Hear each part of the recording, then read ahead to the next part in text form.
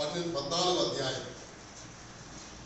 మత్తయి సువార్త 14వ అధ్యాయం 12వ వచనాన్ని మనం అందరం కలిసి చదువుతాం. 12వ వచనాన్ని అందరం కలిసి చదువుతాం. అంతటా యోహాను శిష్యులు వచ్చి శవమును ఎత్తుకుని పోయి పాతిపెట్టి యేసు వద్దకు వచ్చి తెలియచేసింది. ఇక్కడ బాప్తిసం ఇచ్చి యోహాను చనిపోయినాడు. ఎలా చనిపోయాడంటే, హేరోదియ కుమార్తె నాట్యమాడింది. హేరోదియ కుమార్తె నాట్యం చేసింది. ఆ నాట్యానికి సంతోషపడి ఆయన నీకేం కావాలో కోరుకోమా అన్నాడు.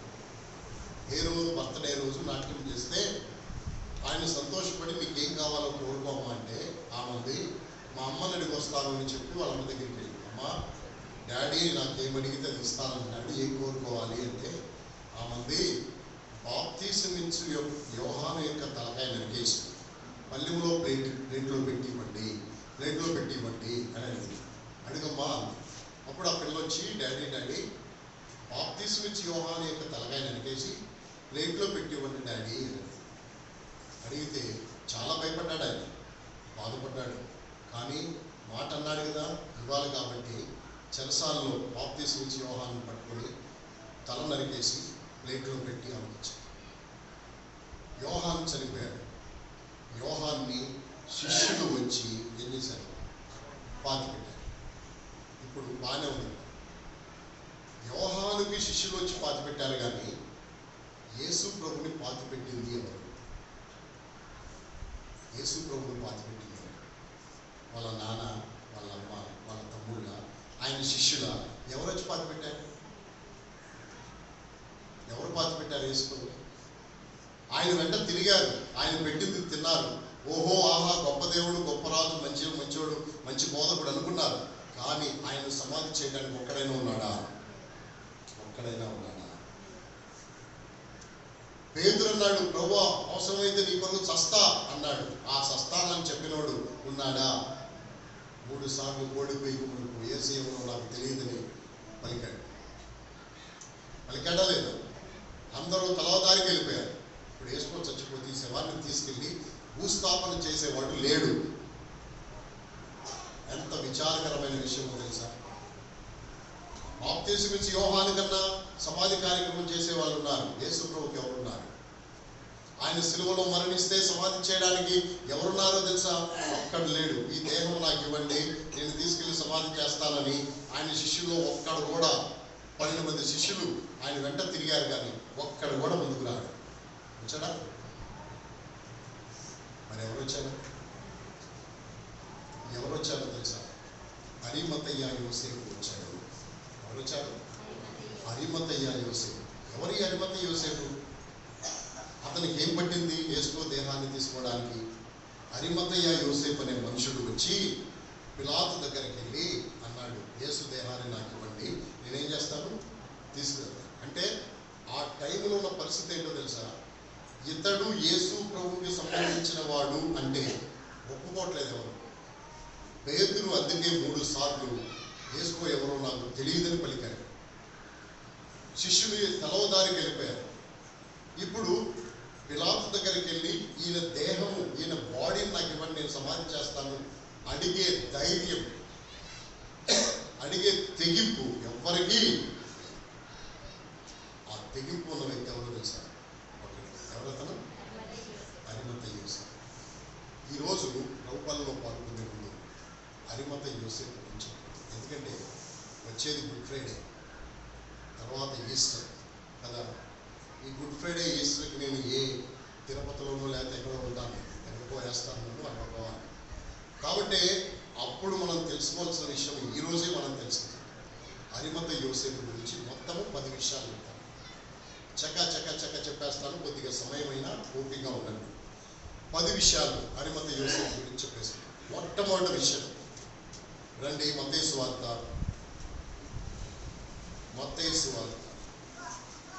27వ అధ్యాయం 57వ వచనం. యేసు శిష్యుడిగా ఉన్న యోసేపు అని ఒక ధనవంతుడు ఎవరంటే ఆయన ధనవంతుడు. అంటే డబ్బులు లేనోడు కాదు, మంచి ధనవంతుడు.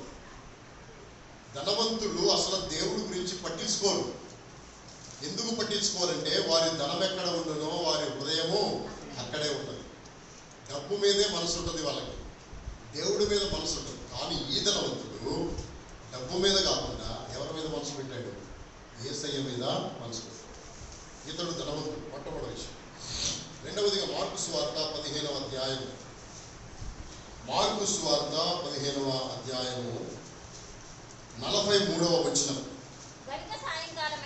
కనుక సాయంకాలమైనప్పుడు తెగించి పిలాతునొద్దకు వెళ్ళి యేసు దేహము తనకిమ్మని అడిగిన ఒక సభ్యుడై దేవుని రాజ్యము కొరకు ఎదురు చూచువాడు. అంటే ఒకటి ధనవంతుడండి. రెండవదిగా అరిమతు యోసేపు ఎవరంటే ఆ ఊరిలో పేరు పొందిన ఘనత పొందిన వాడు, అంటే పెద్ద మనిషి. ధనవంతుడు ఒకటి. రెండవది ఊరిలో పెద్ద మనుషులు ఉంటారు. గొడవలు వచ్చినప్పుడు, సమస్యలు వచ్చినప్పుడు వాళ్ళు పంచాయతీలు చేస్తారు. కాబట్టి ఇతడు ఘనత వహించిన సభ్యుడు. ఎక్కడ? యూదులలో ఘనత వహించిన సభ్యుడు. ఒకటి ధనవంతుడు, రెండు ఘనత వహించిన సభ్యుడు. మూడో విషయం లూకాసు వార్త 24వ అధ్యాయం 23వ అధ్యాయం లూకాసు వార్త 23వ అధ్యాయము 50 వచనాన్ని చదవండి.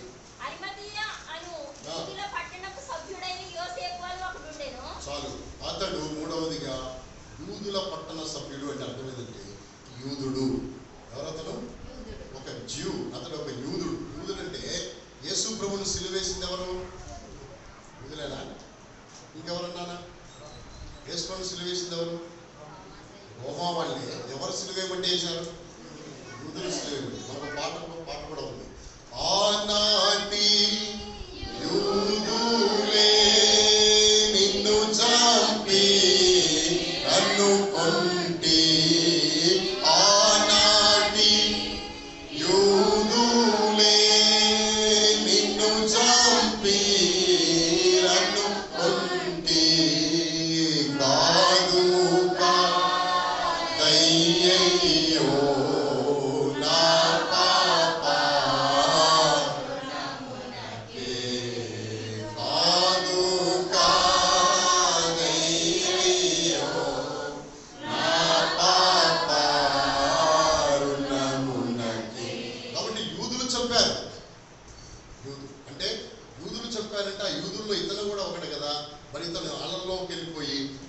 సిలువేయండి అని అనలేదా? అంటే అలా బాధపడ్డాడు. అయ్యో మంచోడు, ఎంతోమందిని బాగు చేశాడు, ఎంతోమందికి మేలు చేశాడు, చచ్చిపోయిన వాళ్ళు బతికించాడు, గొప్పవాడు.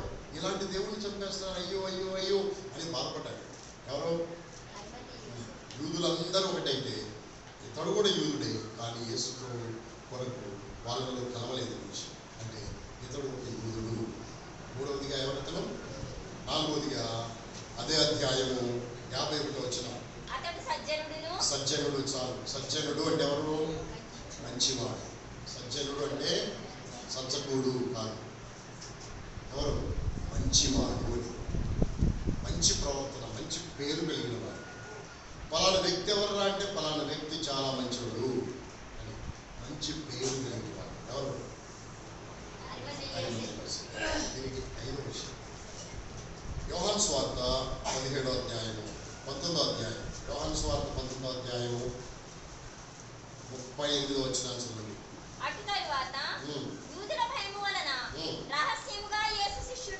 చాలు. యేసు శిష్యుడు. ఎలాంటి శిష్యుడు తెలుసా? రహస్య శిష్యుడు. ఏ శిష్యుడు? 5వదిగా అతడు రహస్య శిష్యుడు. చెప్పు. 1 ధనవంతుడు, 2 ఘనత వహించిన సభ్యుడు, 3 యూదుడు, 4 సజ్జనుడు మంచివాడు, 5 రహస్య శిష్యుడు. ఈ 5 విషయాలు. 5 విషయాలు అయిపోయినాయి కదా. ఇప్పుడు 5 విషయాలు చెప్తాను. అతను ఎవరు? అతని ఆత్మీయత. ఈ 5 విషయాలు భౌతికంగా అతను ఎవరో, అతని స్టేటస్ ఏంటో. ఇప్పుడు ఆత్మీయముగా అతను ఎవరో 5 విషయాలు చెప్తున్నాను. 1 లూకాసు వార్త 23వ అధ్యాయం. లూకాసు వార్త 23వ అధ్యాయం 23వ అధ్యాయంలో 51వ వచనాన్ని చదవండి. సజ్జనుడును చాలు నీతిమంతుడు. మొట్టమొదటిగా ఆత్మీయముగా అతను ఎవరు? రైచియస్ మ్యాన్ అంటే నీతి కలిగిన వాడు. ఏం కలిగిన వాడు? నీతిమంతుడు. అంటే దేవుడి చేత ఎవరుగా తీర్చబడ్డాడు? నీతిగా తీర్చబడ్డాడు. నిన్న దినము నేను నీతి గురించి మాట్లాడాను. మనము ఈ లోకంలో కొంతమంది నీతులు కలిగి ఉంటారు. ఆ నీతి కాదు కానీ దేవుడిచ్చే నీతి మనకు ఉండాలి. ఏ నీతి ఉండాలి? దేవుడిచ్చి. దేవుడు మనకు నీతిని ఇవ్వడానికి ఆయన మన కొరకు పాపముగా చేయబడ్డాడు. ఆయన మనకు పాపముగా చేయబడ్డాడు కాబట్టి మనం ఎవరమయ్యామో తెలుసా? నీతిమంతులు. అందుకని నేను గతంలో వచ్చినప్పుడు ఒక మాట చెప్పాను. ఆఫర్లు పెడతారు. ఏం ఆఫర్లు పెడతారు? పాత మిక్సీ ఇచ్చి కొత్త మిక్సీ తీసుకెళ్ళిన ఆఫర్లు పెడుతున్నారా? ఈ ఆఫర్లు ఉన్నాయి కదా. ఈ ఆఫర్లు ఎక్కడి నుండి వచ్చినాయి తెలుసా? యేసుప్రభు దగ్గర నుండే వచ్చినాయి. అదేంటి యేసుప్రభు దగ్గర నుండి ఎలా వచ్చినాయి? యేసుప్రభు చెప్పాడు. ఏమన్నాడు తెలుసా? మీరందరూ నా దగ్గరికి రండి, మీ పాపాన్ని నాకు ఇచ్చేయండి, నేను ఇచ్చే నీతిని మీరు తీసుకుని నాకేమివ్వండి? మీ పాపాన్ని నా మీద వేసేయండి. నేనేం కలిగిన వాడిని? నీతి కలిగి. నా నీతిని మీరు ఏం చేయండి? తీసుకెళ్ళి. ఈ ఆఫర్ అప్పుడు పెట్టాడు. కాబట్టి ఇప్పటికైనా నువ్వు దేవుని దగ్గరికి వచ్చి నీ పాపాలు దేవుని దగ్గర ఒప్పుకొని ఆ నీతిని నువ్వు తీసుకుంటే ఆ నీతిని కలిగి వెళ్ళిపోవచ్చు. ఆ నీతి. ఇప్పుడు ఈ మనుషుడు అలాగే ఎవరో తెలుసా? నీతిమంతుడు. ఎవరైతను? నీతిమంతుడు. యూదుడే కానీ యేసు ప్రభుని నమ్ముకున్న ఎవరో తెలుసా? నీతిమంతుడు. ఇప్పుడు ఒక మాట చెప్పాలి ఇక్కడ మీకు. ఇతడు నీతిమంతుడు ఎలా అయ్యాడు? వాస్తవంగా మనం అందరం నీతిమంతులం ఎలాగయ్యామంటే యేసు ప్రభుని నమ్ముకున్నా, యేసు ప్రభు రక్తం చిందించాడు, ఆ రక్తం దగ్గర మన పాపాలు ఉంటున్నా, యేసు ప్రభు సమాధి నుండి తిరిగి లేచాడు కనుక విశ్వసించా, అప్పుడు మనం ఎవరమయ్యాము? నీతిమంతులమయ్యాము. కానీ అప్పుడు అరిమత్తయి యోసేపు ఉన్న టైంలో యేసు ప్రభు ఇంకా చచ్చిపోలేదు. చచ్చిపోయాడా? ఇప్పుడే చచ్చిపోతున్నాడు. ఇంకా సమాధి చేయబడి తిరిగి లేవలా. కానీ అతని గురించి రాయబడింది. ఎవరని? ఎలా నీతిమంతుడు? యేసు ప్రభు రక్తం కాల్చలేదు, ఇంకా యేసు ప్రభు సమాధి చేయబడలేదు, ఇంకా ఎలా నీతిమంతుడు అయిపోతాడు అతను? దీనిని బట్టి నీతిమంతుడు అయిపోతాడు. దేన్ని బట్టి అంటే ద్వితీయోపదేశ కాండము 6వ అధ్యాయం 25 వచనం. ద్వితీయోపదేశ కాండము 6వ అధ్యాయం 25 వచనం.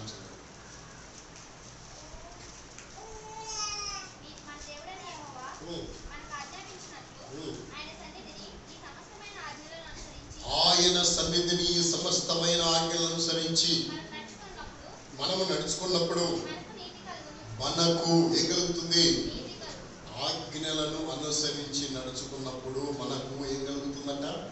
అంటే ఈ మనుషుడు దేవుడు చెప్పిన ఆజ్ఞలన్నింటిని ఏం చేస్తున్నాడు? అనుసరించి నడుచు. అందుకే దేవుడు అతన్ని ఎవరుగా తీర్చాడు? నీతిమంతుడిగా తీర్చాడు. దేవుడు ఏం చెప్తాడో చేస్తాడు. దేవుడు ఏదైతే బోధించాడో చేస్తాడు. దేవుడు ఆజ్ఞాపించినవన్నీ చేస్తాడు. అందుకే అతను నీతిమంతుడిగా తీర్చాడు. ఇప్పుడు నీతిమంతుడు. రెండవ విషయం, ఆ తర్వాత మాట చదవండి. 23:51. వారి ఆలోచనకును వారు చేసిన పనికి సమ్మతింపక దేవుని రాజ్యం కొరకు కనిపెట్టువాడు. రెండో విషయాన్ని చెప్తాను. ఒకటి నీతిమంతుడు కదా. రెండో విషయం ఏంటి? అతడు వారు చేసిన పనికి ఏం చేయలేదు. అంటే అర్థం ఏంటంటే యూదులందరూ ఒక పక్క, ఇతడు ఒక్కడే ఒక పక్క. యూదులందరూ ఒక పక్క, ఇతడు ఒక్కడే ఒక పక్క. యూదులందరూ అంటారు ఆయన్ని సిలువేయండి, ఆయన్ని సిలువేయండి.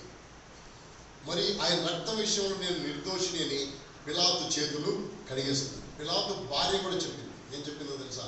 ఆ నీతిమంతుని జోలికి ఎందుకు పోవద్దో తెలుసా? రాత్రి కలలో ఆయన గురించి నేను చాలా బాధపడ్డా, కాబట్టి ఆ నీతిమంతుని జోలికి మీరు ఏం చేయదు, పోవద్దు అని వర్తమానం పంపించింది భర్త. అందుకని ఆయన ఏం చేశాడు తెలుసా? నాకేమి బాధ్యత లేదు, నేను దోషిని కాదని చేతులు కడిగేస్తున్నాడు. ఎవరు?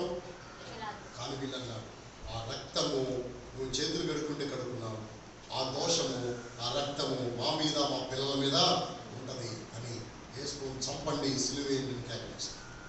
వాళ్ళందరూ ఒక పక్క కేకలేస్తుంటే ఈయన ఒక పక్క బాధపడుతున్నాడు. అయ్యో నీతిమంతుడు చనిపోతున్నాడే, అనవసరంగా చంపేస్తున్నారే బాధపడ్డాడు. వారి ఆలోచనలు వచ్చాయని. అంటే రెండవదిగా ప్రత్యేకంగా ఉన్నవాడు.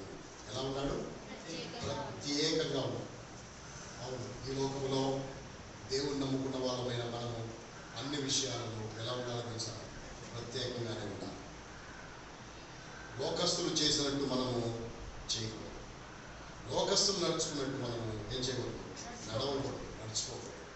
మనం ఎలా ఉండాలో తెలుసా? ప్రత్యేకంగానే ఉండాలి. లోకస్తులు స్లాబ్ వేయాలనుకోండి, ముహూర్తం చూస్తారు.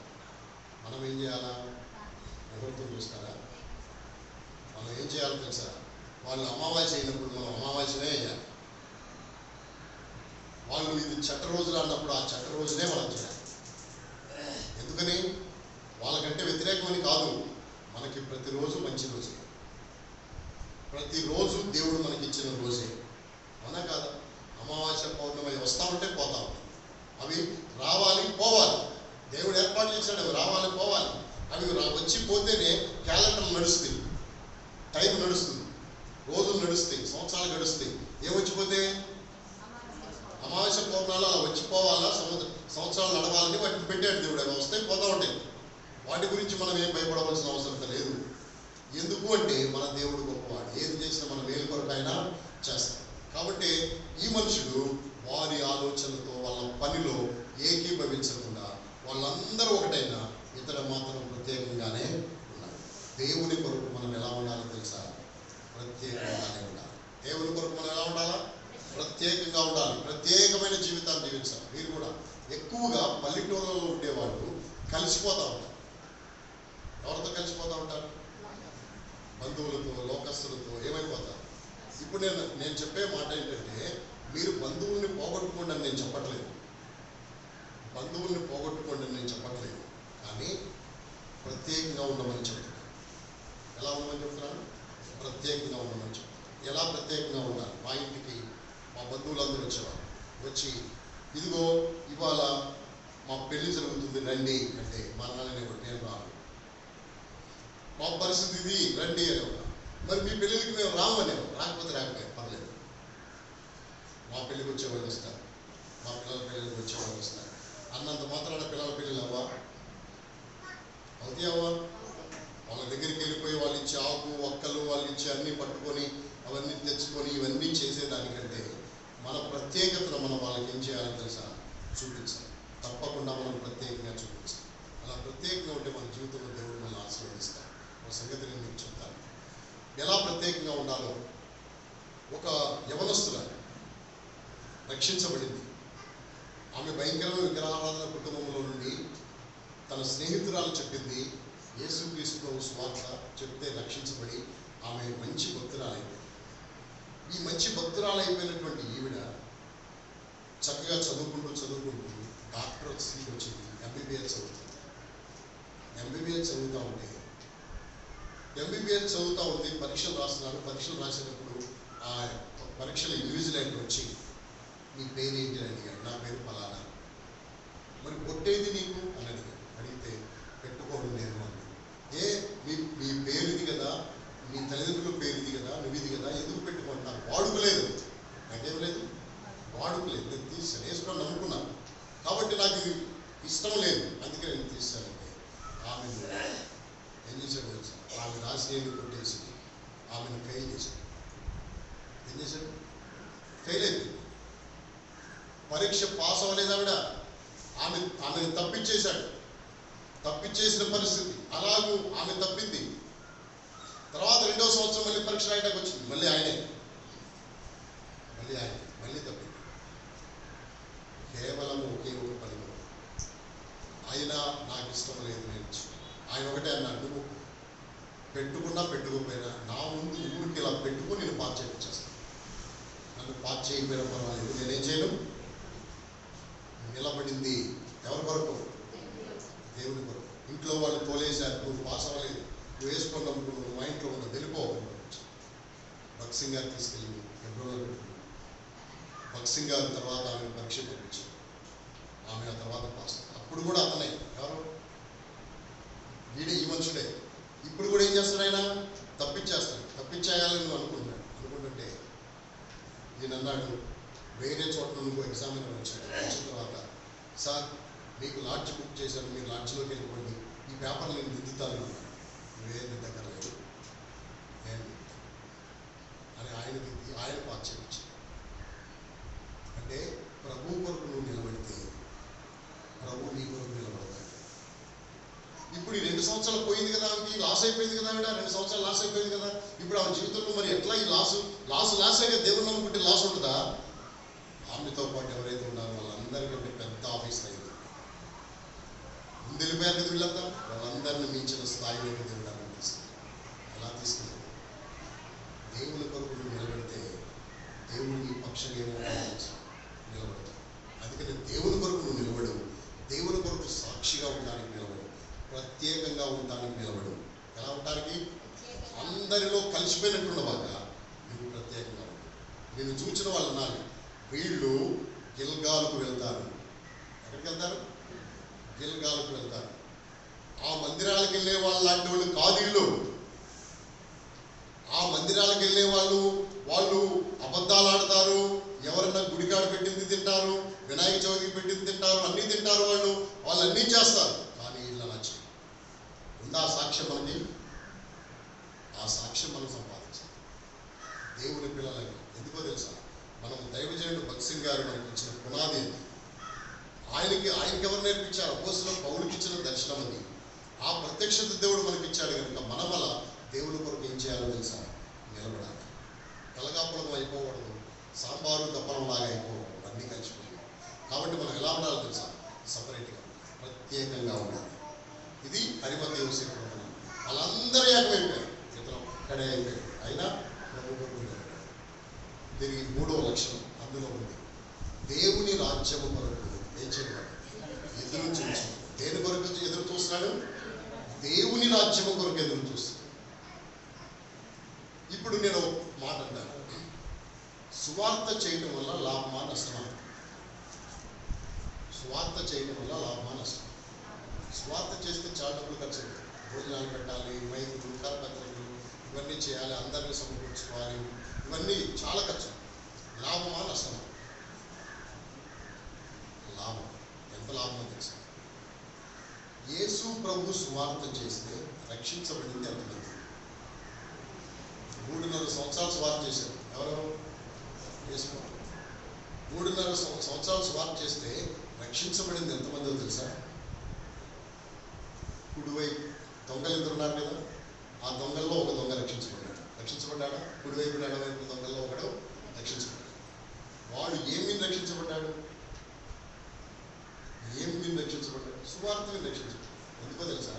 నీ రాజ్యముతో వచ్చినప్పుడు నన్ను ఏం చేసుకో. రాజ్యం అనే మొక్క ఇది ఎక్కడది?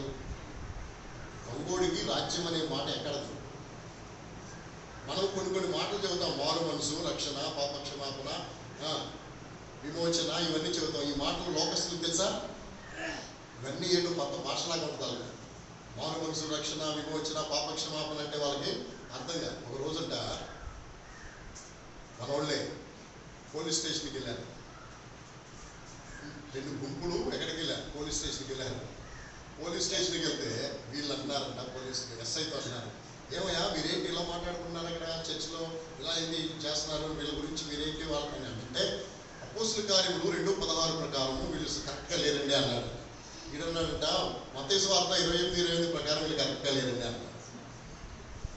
అంటే ఇప్పుడు ఆ ఎస్ఐకి ఏం తెలుసు? ఇవన్నీ అపోస్తలుల కార్యములు, ఇవన్నీ మత్తయి సువార్త, ఇవన్నీ ఈ భాష వాళ్ళకి ఏమైనా తెలుసుదా? తెలవదు. అలా పిచ్చెక్కిపోయిందంట. అందుకనే మన భాష, అలాగే దేవుడు చెప్పాడు, కాలము సంపూర్ణమై ఉన్నది, దేవుని రాజ్యము ఏమైనది? సమీపించి ఉన్నది, మారు మనసు పొంది ఇదే సువార్త వేసుకో చెప్పాడు. ఈ సువార్తలో ఒక మొక్క, ఒక మాట, రాజ్యం. ఆ రాజ్యం అనే మాట వాడు విన్నాడు. విని వాడు అన్నాడు, నీ రాజ్యం అన్నావు కదా, నీ రాజ్యంతో వచ్చినప్పుడు నన్ను ఏం చేసుకో, జ్ఞాపకం చేసుకో. యేసు సువార్త వల్ల రక్షణ పొందాడు ఈ దొంగ. అర్థమైందా మీకు? ఇప్పుడు రెండవది, యేసు సువార్త వల్ల రక్షణ పొంది నీతిమంతుడై ప్రత్యేకమైన జీవితాన్ని జీవిస్తూ దేవుని రాజ్యం వస్తుందంట అని దాని కొరకు ఎదురు చూస్తున్నాడు అరిమతయి యోసేపు. ఆయన స్వార్థ వల్ల వీళ్ళిద్దరు రక్షించబడ్డారు. ఆయన స్వార్థలో మగ్దలేనే మరియ కూడా రక్షించబడింది. ఆయన స్వార్థలో ఎవరు రక్షించబడింది? మగ్దలేనే మరియ కూడా రక్షించబడింది. ఇలా ఎంతోమంది రక్షించబడ్డారు. అందులో ఈ అరిమతయి యోసేపు కూడా యేసు ప్రభు సువార్త విని మనకి డబ్బొద్దు, ఏమీ ఉండదు, దేవుని రాజ్యం ఉంది, దాని కొరకు మనం ఏం చేద్దాం? ఎదురు చూద్దామని దేవుని రాజ్యం కొరకు ఈ మనుషుడు ఏం చేస్తున్నాడు? చూస్తాను. ఇప్పుడు 3 విషయాలు చెప్పాను. అతడు నీతిమంతుడు 1, 2 ప్రత్యేకంగా ఉన్నవాడు, ఆ సజ్జనుడు మృతి లెక్క. 2 ప్రత్యేకంగా ఉన్నాడు, అందరితో కలిసిపోతున్నాడు. 3 దేవుని రాజ్యం కొరకు ఏం చేసేవాడు, 4 ఎవరతను? మార్కు సువార్త 15వ అధ్యాయము 41వ వచనము, 43వ వచనం చదువు. కనుక సాయంకాలమైనప్పుడు చాలు ఏం చేసి తెగించి అంటే ఏంటి? తెగించి అంటే అర్థం ఏంటి? ధైర్యం వహించి సాహసించి ఏం చేసి అంటే ఇప్పుడు నేను కనుక సమాధి ఏసులో దేహం నాకు ఇవ్వండి అన్నాను అనుకో, ఆ అధికారులు పట్టుకుని ఏసులోకి నీకు ఏంటి సంబంధం, అసలు ఎందుకు వచ్చావు, నిన్ను కూడా సిలువ వేసేస్తామని అన్నారు అనుకో, అప్పుడు ఏమైపోతాడు ఈయన? అయితే ఏం చేశాడు తెలుసా? నన్ను సిలువ వేస్తానన్నా వేయబడతాను, చంపుతానన్నా చచ్చిపోతాను, కొడతానన్నా కొట్టించుకుంటాను, కానీ నాకేం కావాలో తెలుసా? ఏసులో దేహం కావాలి. ఇలా త్యాగం చేసిన వ్యక్తి ఎవరున్నారు? పేతురు పొలోమంటే అన్నిటికి బయలుదేరి వెళ్ళిపోయేవాడు. యోహాను ఎప్పుడు యేసు రొమ్మున ఉండేవాడు.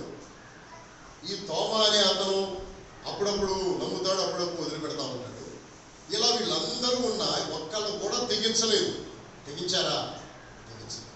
కానీ తెగించిన వ్యక్తి ఎవరు? అందుకే నేను 4వ లక్షణం తెగించి అంటే ధైర్యం చేసి సాహసించి సమర్పణతో త్యాగముతో వెళ్ళి ఏం చేశాడు? యేసు దేహాన్ని అడిగాడు, నాకు ఇవ్వు, నేను భూస్థాపన చేస్తాను. యేసు బాడీ తీసుకెళ్ళి సమాధి చేశాడు.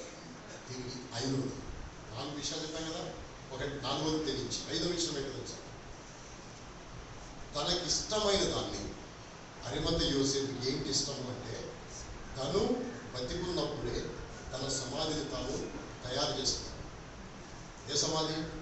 క్రొత్త సమాధి, రంగులేసుకొని నీట్గా సిద్ధపరచుకొని మంచిగా సమాధిని తయారు చేస్తున్నాడు. ఆ తాను తయారు చేస్తున్న సమాధిలో ఎవరిని పెట్టాడో తెలుసా? యేసు ప్రభువు.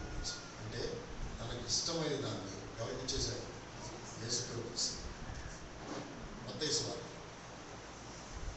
27వ అధ్యాయం, మత్తయి సువార్త 27వ అధ్యాయం 60వ వచనాన్ని చదవండి. తొలిపించుకున్న కొత్త సమాధిలో చాలు దానిని ఉంచి, ఎక్కడ ఉంచి? తాను తొలిపించుకున్న కొత్త సమాధిలో ఎవరు పెట్టాడు? అంటే ఇప్పుడు యేసుక్రీస్తు వారు ఎవరి సమాధిలో పెట్టబడ్డాడు? యేసు ప్రభు సమాధి కూడా లేదు. ఆ సమాధి ఎవరిదో తెలుసా? అరిమత యోసేపు సమాధిలో ఎవరిని పెట్టారో తెలుసా? యేసు ప్రభు. చూడు, పేతురుకు లేనంత ఆత్మీయత, యోహానుకు లేనంత సమర్పణ, శిష్యులకు లేనంత త్యాగం ఎవరికుందో తెలుసా? అరిమత యోసేపు. ఇప్పుడు నేను అంటాను, యేసు ప్రభు నీ కొరకు నేను జీవిస్తున్నాను మాట్లాడితే కాదు, పనులు చేయాలి. యేసు ప్రభు నీ కొరకు చచ్చిపోతాను నాటొద్దు, పని చేసి చూపించు. వాళ్ళు మాట్లాడేవాళ్ళు, ఇతడు ఎవరు? పని చేసేవాడు. వాళ్ళు మాటలు మాత్రమే చెప్పేవాళ్ళు, ఇతడు ఏం చేసేవాడు తెలుసా? క్రియ చేసేవాడు, పనులు చేసేవాడు. అందుకే నేను 10 విషయాలు చెప్పేసాను. గడ 10 విషయాలు చెప్పేసాను. 1 ధనవంతుడు, ఘనత వహించిన సభ్యుడు, యోధుడు, సజ్జనుడు, రహస్య శిష్యుడు. 5 ఆత్మీయమైన విషయాలు. నీతిమంతుడు, ప్రత్యేకంగా ఉన్నవాడు, దేవుని రాజ్యం కొరకు ఎదురు చూసినవాడు, ధైర్యం చేసి తెగించి సమాధిని అడిగినవాడు, 5వది దేహం అడిగినవాడు, 5వది తన యొక్క సమాధిలో ప్రవర్తించాడు. అంటే సమర్పణ కలిగిన వాడు. ఇప్పుడు ఫైనల్గా ఒక మాట, యేసు ప్రభు పుట్టలేదు, యేసు ఇంకా పుట్టలేదు. ఇంకొక 1000 సంవత్సరాలకు పుడతాడు. 1000 సంవత్సరాల ముందే, యేసు ప్రభు పుట్టుకకు 1000 సంవత్సరాల ముందే ఒక మాట చెప్పబడింది. ఏమనంటే యేసు ప్రభు పుడతాడని, యేసు ప్రభువు సిలువలో చచ్చిపోతాడని, యేసు ప్రభు సమాధి చేయబడతాడని చెప్పారు. ఇప్పుడు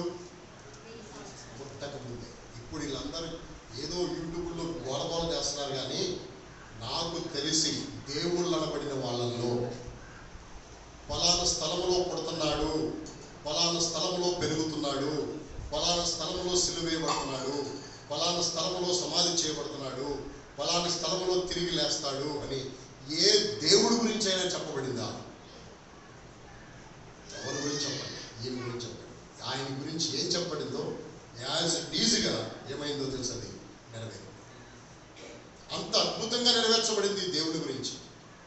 అందుకనే ఆయన ఎక్కడ సమాధి చేయబడతాడో ఒక మాట చెప్పబడింది. ఆయన పుట్టడానికి 1000 సంవత్సరాల ముందే, ఎన్ని సంవత్సరాలు? 1000 సంవత్సరాల ముందే ఫలానా చోట ఆయన పాతి పెట్టబడతాడు. బైబిల్లో రాయబడింది, అతడు ధనవంతుని యొద్ద ఉంచబడతాడు. ఎక్కడ ఉంచబడతాడు? ధనవంతుని యొద్ద ఉంచబడతాడు. యెషయా గ్రంథం 53వ అధ్యాయం. యెషయా గ్రంథము 53వ అధ్యాయం.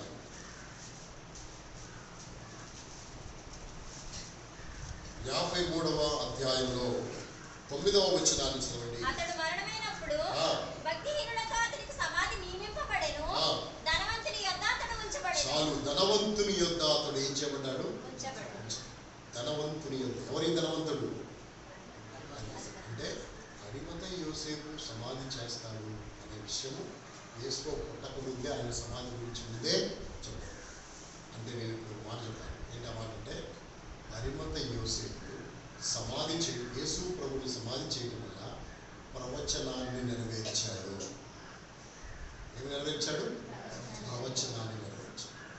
మనం నెరవేరుస్తున్నామా? మనల గురించి ప్రవచనం ఉంది. ఏంటి ప్రవచనమో తెలుసా?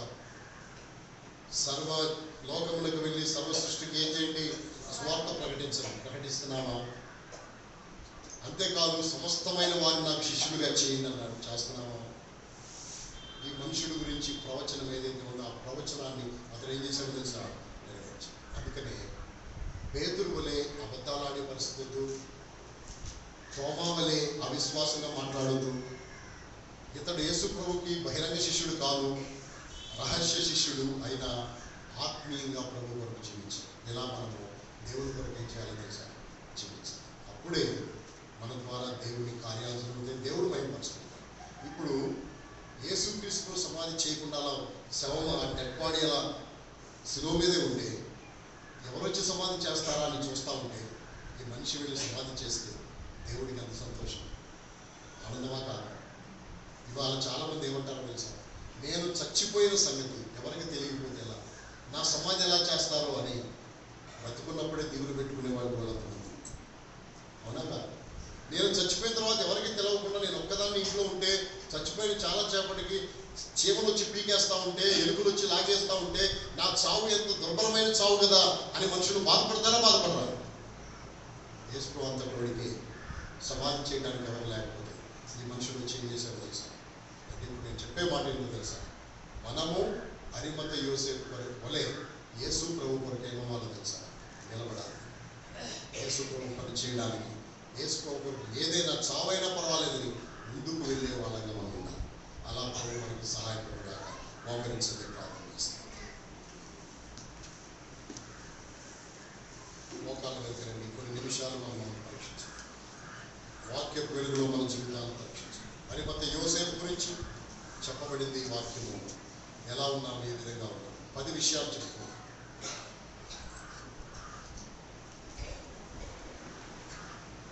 అరిమతయి యోసేపు జీవితంలో ఉన్న 10 లక్షణాలు. ఆ లక్షణాలు ఒకటైనా మనకుందా?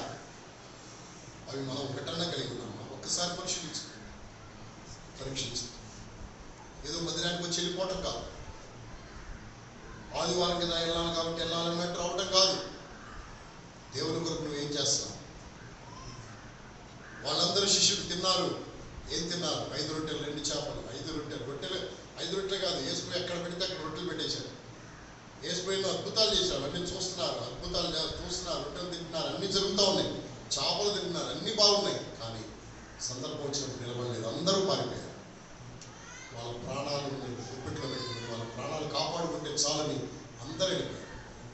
ప్రాణం పోయినా పర్వాలేదని నిలబడినాడు అరిమతయి యోసేపు. నీవు నేను ఎలా ఉన్నావు పరీక్షించుకోవాలి. యోగ్యమైన ప్రోగ్రాంలో పాల్గొన్నట్టు ప్రభు మనకి సహాయం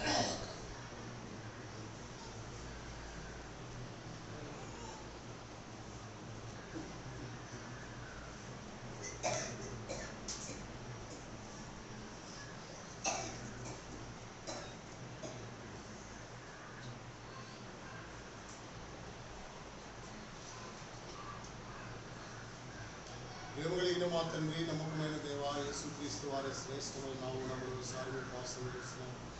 ప్రేమించి అనుగ్రహించిన మంచి సమయాన్ని పొందడానికి ఇచ్చిన లేఖనాలను పొందడానికి మరిమంత యోసేపు యొక్క జీవితాన్ని ఎంత ధనవంతుడైనా తన మనసు మీ మీద పెట్టి మీ రాజ్యం కొరకు ఎదురు చూసుకుని ప్రత్యేకమైన జీవితాన్ని మీ కొరకు నిలబడ్డాడు.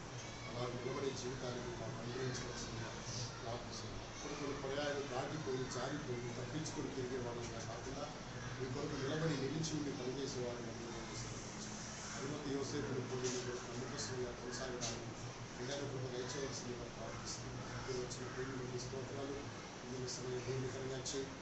మమ్మల్ని ఆశీర్వపరచు. దేశంలో తెలుగు అర్థం బాగువాడిని తెలుగు వాడున్నారు కాబట్టి మీరు మాకు ఇచ్చిన ఏర్పాట్లు బట్టి మేము స్వీకరిస్తున్నాం. యేసుక్రీస్తు వారి ప్రార్థించి వేడుకుంటున్నాము తండ్రి.